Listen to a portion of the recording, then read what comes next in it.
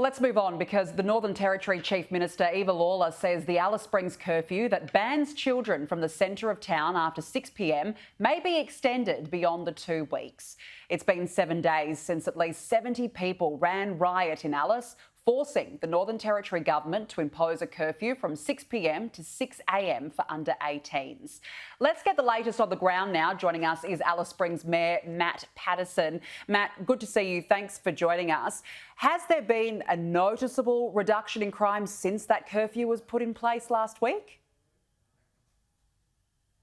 Yeah, look, thanks for having me. Yeah, absolutely. I mean, there's been a noticeable change and also a noticeable feeling change for people as well. The angst is gone. Community feels safe again to go out to restaurants and pubs in the evening in the CBD. So I think that it's achieved that. We've seen a lot less engagement of young people in the CBD. They're not going to the areas. If they are, I've seen police engage with the young people very respectfully. So look, it's only been a week and we'll continue on, but it's obviously a very nice change for the residents of Alice Springs. Oh, well, that's really positive to hear. Now, the curfew is due to expire tomorrow week, right in the middle, of course, of school holidays. As I just mentioned, Eva Lawler has indicated it may be extended. Do you think it should be? Well, if the last 7 days can be continued, I hope it goes on for a long time because it's been a sense of normality in Alice Springs. I think the Chief Minister, we as a council met with the Chief Minister and the Deputy Chief last week and met with the Police Minister today. I think they're quite open about it. Obviously, we know that the resourcing with the extra police we have here is not sustainable forever. However, it is a not welcome change. So we'll just wait and see what next week looks like and whether, of course, it can be extended. And if it can, then absolutely it would be nice to get us through the school holidays as a bit of respite for Alice Springs residents. Yeah, absolutely. Now, the North Australian Aboriginal Justice Agency is reportedly considering a legal challenge against this curfew. They claim that it's unlawful. What's your response to that?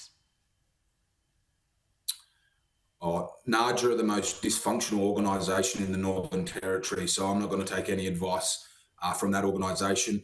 I've often called out service providers for not delivering services, and I include NARJA in that. I think that these so-called experts that say that it won't work probably never stepped foot in Alice Springs, quite frankly. So, I represent the community of Alice Springs, and people from all backgrounds and all walks of life are very supportive of the curfew that's been put in by the government.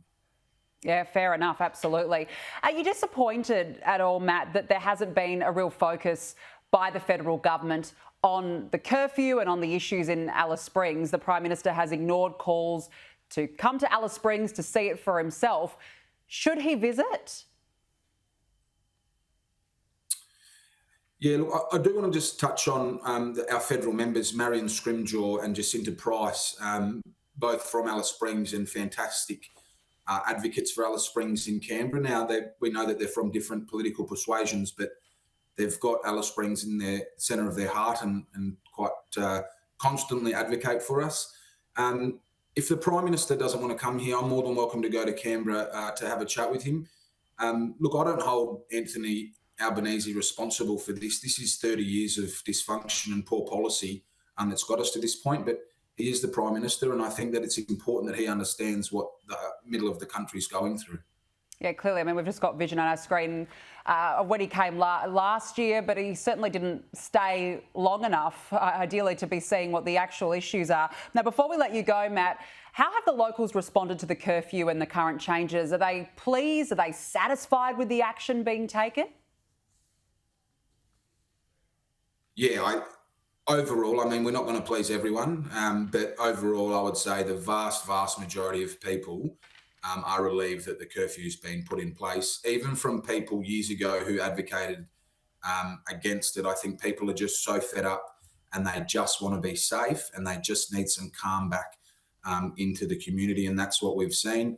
I want to say thanks to the police, the hardworking front line, but absolutely the community are fully supportive for the curfew, and we'll see what happens in the next 7 days.